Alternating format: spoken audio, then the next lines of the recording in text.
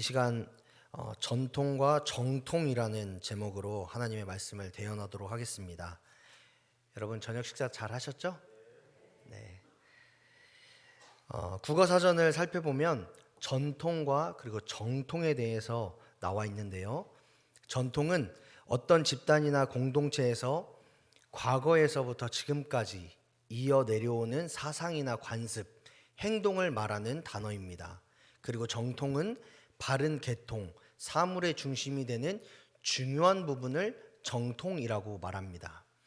얼핏 보면 이 두 단어가 같은 뜻을 가지고 있는 단어처럼 보이지만 오늘 본문을 살펴보면 이 전통과 정통이 대립하고 있는 것을 볼 수 있습니다. 예수님께서 게네사렛 땅에서 모든 병든 자를 고치시면서 하나님의 나라를 전하고 계실 때에 예루살렘에서 소동이 있었는데 어떤 소동이냐면 하나님의 복음을 전하는 그 예수님, 그 당시 사람들에게 인기를 많이 누리고 있었던 슈퍼스타인 그 예수님이 어떤 사람인지를 알아보기 위해서 바리새인과 서기관들을 예수님에게 보낼 준비를 합니다. 그리고 그들이 예수님을 찾은 이유는 예수님을 가까이 보면서 하나님 복음을 알기 위해서가 아니라 저와 여러분처럼 예배하기 위해서 이 자리에 모인 것이 아니라 예수님이 어떤 분이신지, 더불어서 예수님의 흠을 잡기 위해서 예수님을 찾아왔다라는 겁니다. 그런 바리새인과 서기관들의 눈에 제자들의 잘못된 행동이 한 가지 보이는데, 그리고 예수님을 찾아가서 지적을 하는데 그 행동이 바로 2절에 나와 있는 말씀입니다. 2절에 보니까 당신의 제자들이, 그러니까 예수님에게 찾아가서 말하는 거죠. 예수님의 제자들이 어찌하여 장로들의 전통을 범하나이까? 떡 먹을 때 손을 씻지 아니하나이다 라고 말씀하고 있습니다. 자, 우리가 생각해 보았을 때에 떡 먹을 때 손을 씻지 않는 게 뭐가 죄가 될까요? 위생법 위반이냐, 그게 뭐가 문제되냐, 이렇게 이야기할 수 있는데, 그 당시 유대인들에게는 한 가지 법이 있었는데 그 법이 정결법이라는 법이 있었습니다. 이 정결법은 시체나 오물, 그리고 더러운 것을 만지는 사람 역시도 더러운, 부정한 존재가 된다라는 법이 있었어요. 그렇기 때문에 이 더러운 것을 만진 사람은 반드시 정결 의식을 통해야지만 사람들이 모여있는 곳을 갈 수 있고 더불어서 식사도 할 수 있었습니다. 그 당시 이스라엘 백성들은 손으로 밥을 먹었으니까 이 더러운 것을 만진 사람들은 반드시 손을 씻는 정결법을, 정결 의식을 행해야 된다라는 거예요. 그런데 이런 율법을 예수님의 제자, 그러니까 하나님의 아들이라고 지칭하는 예수님의 제자들이 어긴 겁니다. 이해되시죠? 율법은 하나님이 정하신 법인데 하나님의 아들의 제자들이 그 법을 어긴 거예요. 그러니까 바리새인들과 서기관들에게는 좋은 지적할 수 있는 상황이 된 거죠. 그래서 예수님을 찾아가서 이야기하는 겁니다. 장로들의 전통이, 그러니까 율법이 이런데 너의 제자들은 왜 손 씻지 않고, 그러니까 정결 의식을 행하지 않고 더러운 손으로 먹음으로 인해서 부정한 음식을 입으로 삼키느냐, 이렇게 예수님에게 질문을 하는 겁니다. 여기에는 아까도 말씀드렸듯이 정치적인 모략이 담겨져 있습니다. 어떤 모략이냐? 만약에 바리새인과 서기관들이 예수님에게 지적을 했을 때에 예수님이 그렇군요, 내 제자들이 잘못했습니다, 이거는 잘못한 거고 율법을 어긴 겁니다 라고 말하면 이 장로들의 권위, 그러니까 종교 지도자들의 권위가 높아질 뿐만 아니라 이제 더 나아가서 예수님을 따르는 사람들에게 야, 봤지? 예수도 저렇게 연약한 사람이야. 예수도 잘못해. 예수님도 인정하는 그 하나님의 율법을 어기는 사람들의 집단의 대장이야. 이렇게 험담할 수 있는 요소가 됩니다. 또 반대로 예수님께서 그것은 잘못된 것이 아닙니다, 그것은 우리 제자들이 괜찮은 행동을 한 겁니다 라고 말하면 예수님이 스스로를 하나님의 아들이라고 소개했기 때문에 야, 저게 말이 되냐? 하나님의 아들이라고 말하는 사람이 하나님께서 정하신 법을 어기는 게 말이 되냐?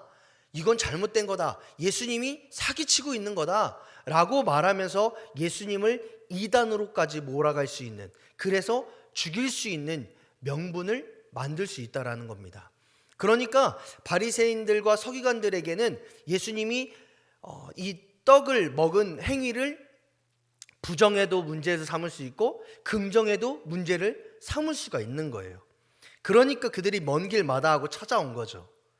그런데 대단한 것은 뭐냐면 예수님이 그런 시비를 어떻게 대응하냐 보니까 3절의 말씀을 보니까 그들을 꾸짖으십니다. 그들에게 꾸짖는 말씀을 하시는데 우리 3절의 말씀 다 같이 한번 읽어보겠습니다. 시작. 대답하여 이르시되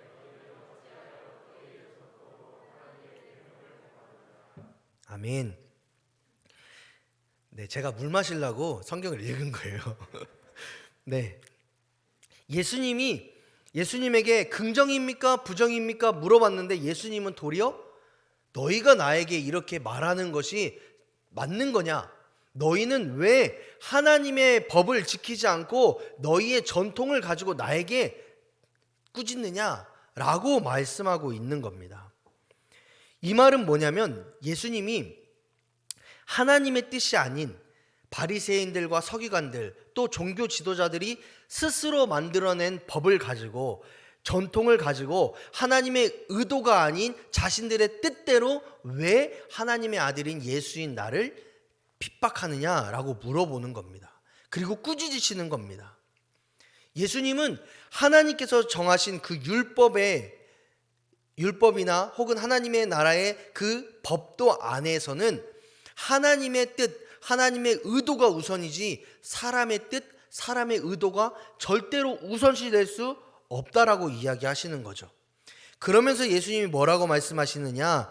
바리새인들과 서기관들에게 외식하는 자요, 입술로는 하나님을 공경하나 마음은 멀어진 자, 또 하나님을 헛되이 경배하는 자라고 4절부터 6절의 말씀을 통해서 그들을 꾸짖는 것을 보게 됩니다.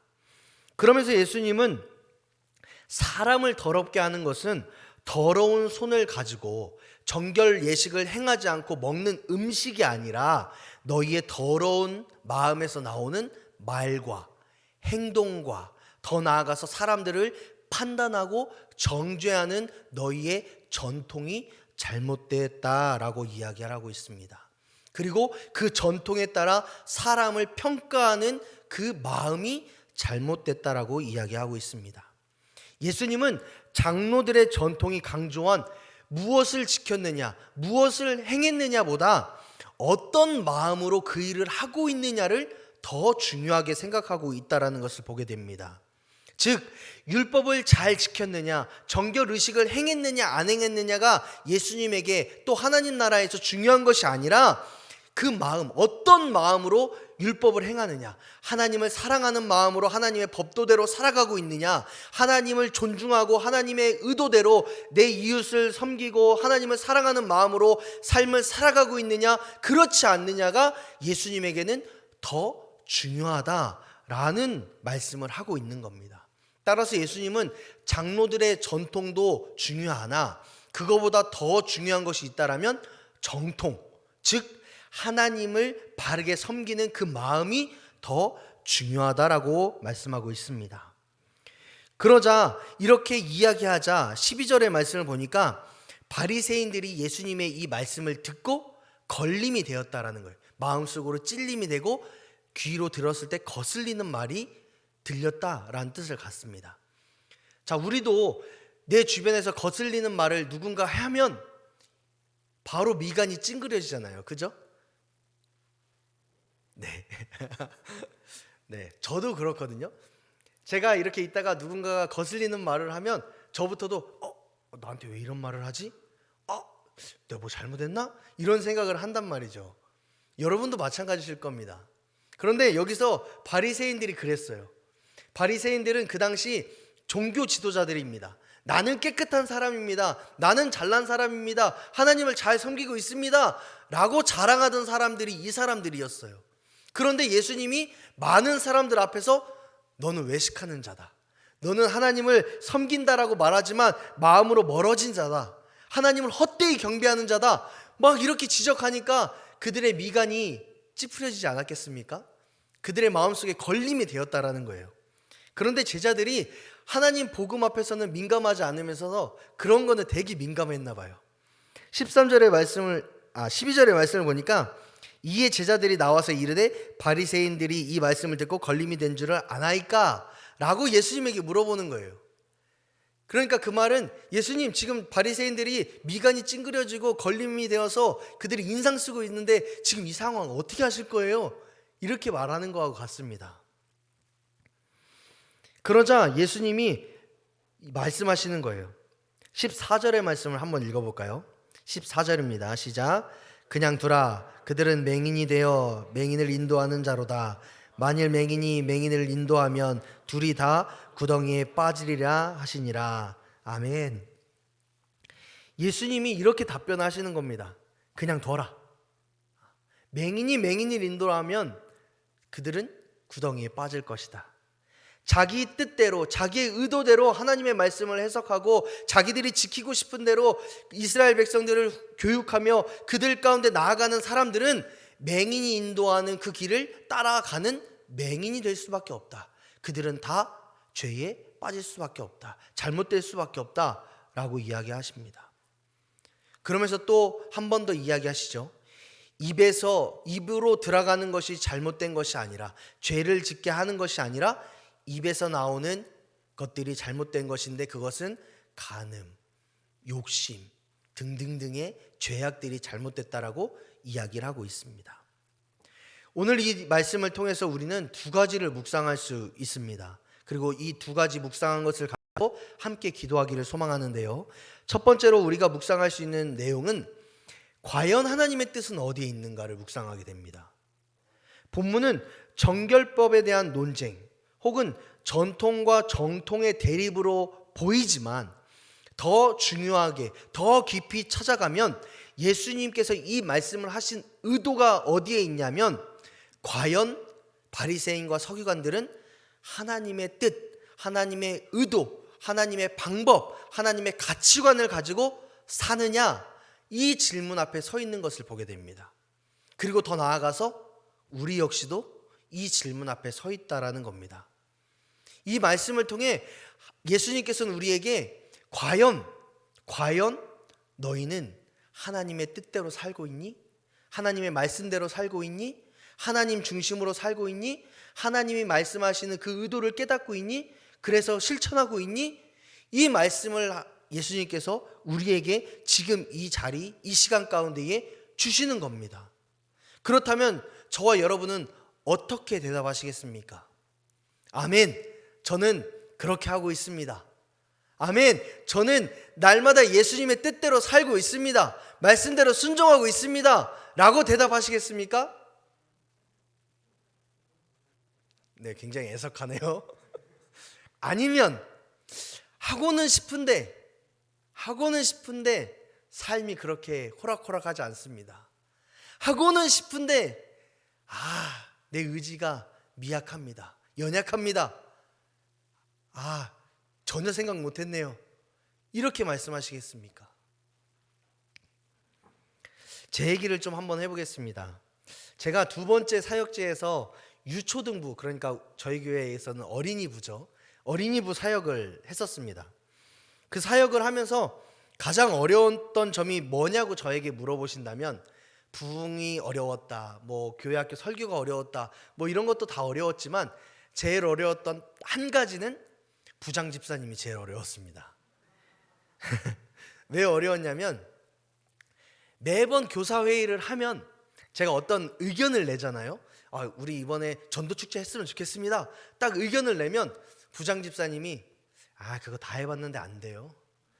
우리 교회 그거 안 해봤을 줄 아세요? 다 해봤어요. 이렇게 태클을 거시는 거예요. 그러면 제가 지금부터 한 15년 전이니까 젊은 전도사가 나이 많은 그 부장 집사님의 말에 위축이 되는 거예요. 그래서 그래요? 전도축제 그러면 한 주 쉴까요? 뭐 이렇게 되는 거죠. 그렇게 사역이 조금씩 진행되다 보니까 부서 안에 변화가 없는 거예요. 재미도 없고 변화도 없고 어떻게 보면 더 위축되는 느낌만 있는 거예요. 그래서 제가 보기와 다르게 강단이 좀 있는데 한번 대들어야겠다 이런 생각이 들었습니다. 그래서 대들기 전에 그래도 예의가 있잖아요. 그래서 부장 집사님을 따로 찾아갔어요. 찾아가서 A4 용지 5장을 드리면서 집사님, 제가 이런 계획이 있고 이걸 회의 때 얘기할 거예요. 그러니까 집사님, 이번엔 반대하지 마시고 해보자고 얘기해 주세요. 그랬더니 그분 제 손을 잡고 그럽시다. 그래야죠. 이렇게 얘기하시는 거예요. 그래서 됐다. 드디어 됐다 하고 이제 회의를 시작했는데 아니나 다를까 전사님, 그건 안 됩니다 이러시는 거예요. 그거 다 해봤는데 안 돼요 이러는 거예요. 분명히 제 손을 잡고 하겠다고 했는데. 그래서 제가 이번에도 참으면은 도저히 안 되겠다 싶어서 미간을 딱 찌푸리고 집사님, 그건 아닙니다 이랬어요. 그리고 해봅시다. 해봐서 안 되면 어쩔 수 없지, 안 해보고 포기하면 안 되지 않습니까? 라고 무섭게 얘기한다고 했는데 무서웠는지 모르겠어요. 그런데 그 집사님이 그렇게 말씀하시니까 일단 해보세요, 한번 되나 봅시다 하고 입을 닫으셨어요. 그렇게 하고 회의가 끝났습니다. 그렇게 끝나니까 제가 찝찝했을까요? 안 찝찝했을까요? 찝찝했어요. 화장실 갔다가 밑 안 닦은 것처럼 굉장히 찝찝했습니다. 그런데 어쩌겠어요. 협조하겠다고 말하는 그 선생님들하고 같이 했어요. 행사를 했어요. 아이들도 너무 좋아하고 그날따라 애들이 많이 나와줘가지고 감사하게 딱 부장님 앞에서 제가 어깨를 딱 펴고 보셨죠? 딱 했습니다. 그러니까 부장님이 굉장히 주눅이 드신 거예요. 그래서 이제 다음 날 또 찾아갔어요. 그래서 제가 어떻게 말했을까요? 제가 이겼으니까 그만두세요 이랬을까요? 아닙니다. 집사님, 해보니까 되는데 왜 안 된다고 하셨어요? 그 이유를 말해 주실 수 있으세요? 라고 물어봤어요. 그러니까 집사님이 본인이 집이 멀어가지고 협조를 못하니까 그게 좀 미안했고, 또 자신의 경험과 실패에 대한 두려움 때문에 못했다라고 갑자기 우는 거예요. 여자분이셨는데 막 우시는 거예요. 그래서 제가 어떻게 했을까요? 다독여줬어요. 다독여주면서 집사님, 이제 다시 잘 해보자고. 그렇게 하고 사역을 하고 하니까 그 부장님이 저의 든든한 동역자가 되어주셔서 제가 개떡같이 말해도 찰떡같이 알아들으시고 사역을 막 도와주시는 거예요. 그래서 누구보다 재밌게 그 부서에서 사역을 했던 기억이 있습니다. 이것처럼 전통은 우리에게 익숙함을 줍니다. 우리의 생각과 우리의 행동에 익숙함을 줘요. 그리고 그 익숙함은 우리에게 노련함을 줍니다. 그래서 어떤 일들을 할 때 그런 사람들 있잖아요. 똑같은 일인데도 되게 노련하게 아무렇지도 않게 일을 해내가는 사람들이 있잖아요. 그 사람들은 능력이 출중해서도 있겠지만 그들에게는 노련함이 있기 때문에 그렇습니다. 그런데 문제는 뭐냐? 이 익숙함, 이 노련함에 빠져버려서 스스로 어떤 틀에 제약을 해버리기 시작하고 제한을 하기 시작하면은 자유를 잃어버리기 시작해요. 사고의 자유를 잃어버리고 생각의 자유를 잃어버리고 행동에 제한이 걸리는 겁니다. 그렇게 제한이 걸리면 사역적인 부분에서 보면 내가 제한을 걸어놓고 이거는 이렇게밖에 안 돼, 이거밖에 안 돼, 이렇게 하는 게 맞아 라고 하면 하나님의 역사를 기대할 수 없습니다. 하나님의 일하시는 그 시간을 기대할 수 없고 능력을 기대할 수 없습니다. 왜요? 내가 해보니까 이거밖에 안 돼, 내가 하니까 이렇게밖에 하는 것이 최선이야, 이렇게 말하는데 하나님이 어떻게 역사하시겠습니까? 이것은 저와 여러분에게도 마찬가지입니다. 우리가 이런 삶의 모습을 가지고 살아갈 때가 있습니다. 내가 신앙생활을 여태까지 해보니까 이렇게 하니까 안 돼, 우리 교회는 그렇게 하지 않아, 실패할지 모르니까 이 정도만 해야 돼, 변화를 일으켜? 야, 이건 아니야, 우리 교회는 이거 싫어해, 이렇게 하면 안 돼, 이렇게 말하는 그 스스로의 제한에 빠져서 이 전통의 모습이라는 그 미명하에 하나님의 역사를 혹은 발전할 수 있는 시간과 성장할 수 있는 시간을 제한을 두는 겁니다. 그래서 우리 스스로가 그런 제한에 빠지면 문제가 되기 시작하는 거죠. 과거에 역사하신 하나님, 과거에 나에게 은혜를 베푸신 하나님, 신앙의 연수가 차곡차곡 쌓여질수록 그 과거에 역사하신 하나님도 굉장히 중요합니다.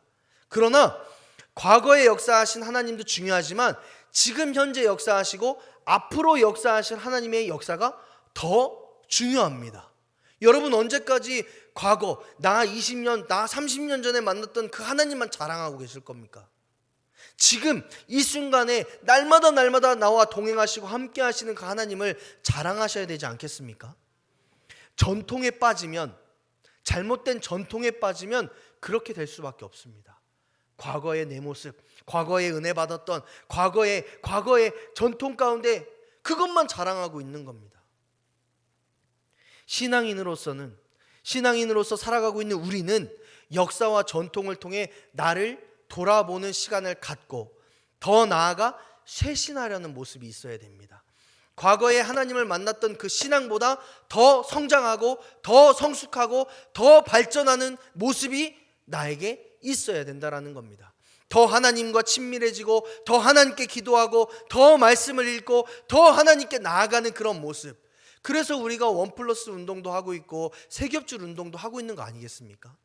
단순히 교회에서 하라고 하니까 하는 게 아니라 나의 신앙의 성장을 위해, 성숙을 위해 그런 일들을 하고 있는 거 아니겠습니까? 하나님께 사랑하신 여러분, 우리 한우리교회는 제가 100주년 기념관 역사관을 쭉 한번 둘러보니까 되게 훌륭한 목사님들을 많이 배출한 교회더라고요. 그리고 오랜 역사의 명맥을 이어가고 있는 교회더라고요. 또 하나님을 사랑하고 잘 섬기고자 애쓰는 성도님들이 많이 계시고 많이 거쳐가셨던 교회, 또 앞으로 많이 배출될 교회가 우리 한우리교회인 것 같다라는 생각이 들었습니다. 이곳에 오면 예수님을 만나고 복음으로 새로워지는 교회가 한우리교회인 것 같았어요. 그런데 여러분, 그것이 과거의 영광으로 끝나서는 안 되죠. 여러분 동의하시죠? 그 과거의 영광, 우리의 믿음의 선조들이 한우리교회를 이끌어내갈 때 그 과거의 역사로만 끝나는 것이 아니라 내가 이 자리에 있음으로 인해서 그 역사가 시작되는 그런 놀라운 은혜를 사모하시는 저와 여러분이 되었으면 좋겠습니다.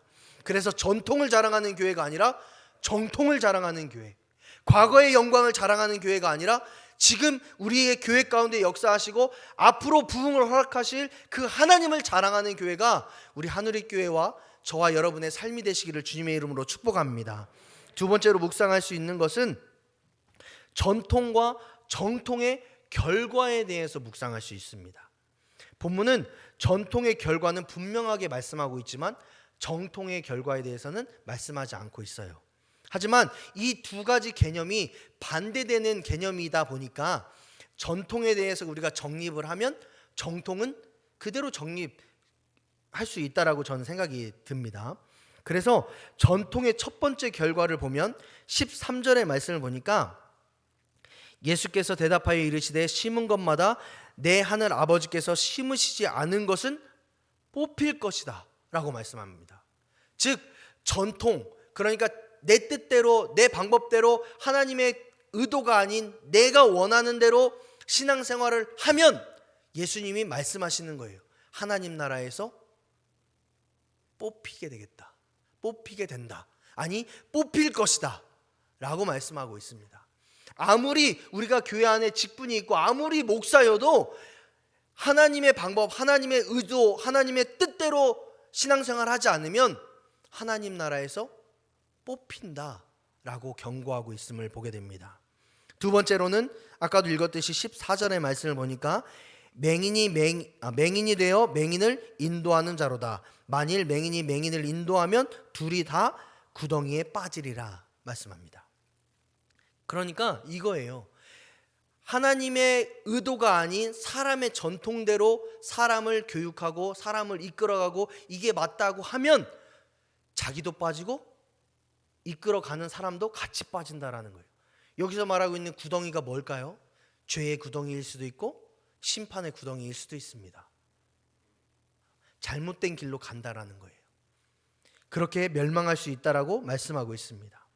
세 번째로는 18절의 말씀을 보니까 입에서 나오는 것들은 마음에서 나오나니 이것이야말로 사람을 더럽게 하느니라 라고 말씀합니다. 전통을 따르면 자기 뜻대로 자기의 의도대로 자기가 원하는 대로 하나님을 맘대로 좌지우지하며 신앙을 한다고 이야기하면 결국엔 죄인의 자리로 구원받았을지라도 죄인의 자리로 회귀할 수밖에 없다라고 분명하게 경고하고 있음을 보게 됩니다. 다소 좀 표현이 거칩니다. 예수님이 표현하셨지만 그 표현들이 굉장히 거칠어요. 그런데 거친 데에는 이유가 있다라고 생각합니다. 그 이유는 뭐냐? 세게 경고하는 겁니다. 사랑하는 자녀야, 사랑하는 아들아, 사랑하는 딸아, 이런 일들이 있으니 너희는 그렇게 하지 말아라 라고 명령하신 하나님의 뜻을 보게 됩니다. 따라서 우리는 이 모습을 보면서 나는 그렇게 살아가지 말아야지, 내 뜻과 내 방법과 내가 가지고 있는 전통대로 사람을 좌지우지 평가하는 그런 인생이 아니라 내 안에, 내 신앙 안에, 우리 교회 안에, 우리 가정 안에 우리가 살아가고 있는 모든 삶 속에 내 뜻이 아닌 하나님의 뜻, 내 가치관이 아닌 하나님의 가치관, 나 중심이 아닌 하나님 중심의 삶을 살아야지, 그런 삶을 날마다 사모하며 기도하며 나아가야지, 그런 삶을 살아라 라고 말씀하고 있는 예수님을 보게 된다라는 겁니다. 따라서 성경은 전통을 따라 하나님의 마음에서 멀어지는 그런 인생이 아니라 정통, 즉 올바른 길, 바른 가치관, 하나님의 자녀된 정체성을 가지고 바라보고 그 길 가운데 나아가라고 말씀하고 있다라는 겁니다. 그렇게 되면 우리는 하나님 나라의 영원히 함께하는 영광을 누리게 될 줄 믿습니다. 또한 올바른 길로 인도함을 받아 망하지 않게 될 줄 믿습니다. 또 정결한 사람, 거룩한 사람으로 살아가게 될 줄 믿습니다. 그것이 저와 여러분, 더 나아가 여러분의 가정, 우리 교회, 또 여러분 한 사람 한 사람이 있는 삶의 환경이 되시기를 주님의 이름으로 축복합니다.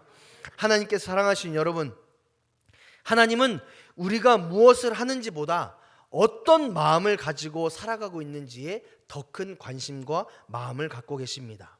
왜냐하면 우리가 믿는 하나님은, 우리가 사랑하는 하나님은 날마다 우리와 늘 친밀하기를 원하시고 우리와 동행하기를 원하시고, 더 나아가서 우리가 하나님께 뜻을 두고 하나님께 순종하고 말씀 따라 살아가고 그래서 하나님께 영광 돌리는 삶을 살기를 그 누구보다 간절히 원하고 계시기 때문입니다. 언제나 우리의 마음이 하나님께 향해 있기를 소망합니다.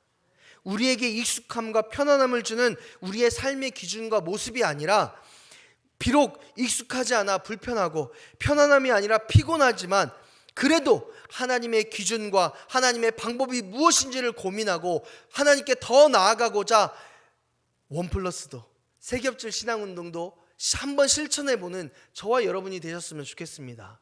여러분, 사람에게 보여주기 위해서 그런 길을 가라고 말씀드리는 게 절대로 아닙니다. 우리의 중심은, 우리의 삶의 기준은 오직 하나님께로만 있어야 됩니다.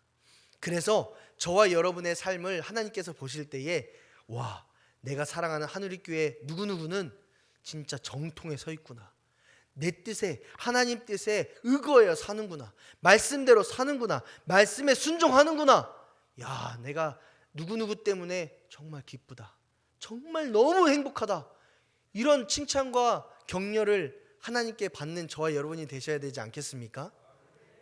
그런 저와 여러분이 되시기를 주님의 이름으로 축복합니다.